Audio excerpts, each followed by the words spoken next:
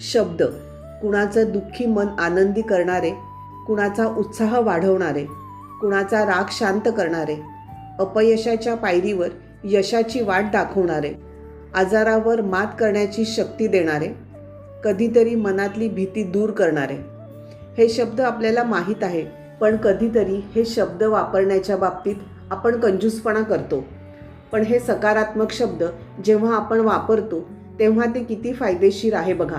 समोरच्या व्यक्तीला आधार मिळतो, पॉझिटिव्ह विचार करायला ती व्यक्ती उद्युक्त होते, त्याचा मूड छान होतो, वातावरणात गुड वाईब्स तयार होऊन पर्यायाने त्याचा फायदा आपल्याला देखील होतो.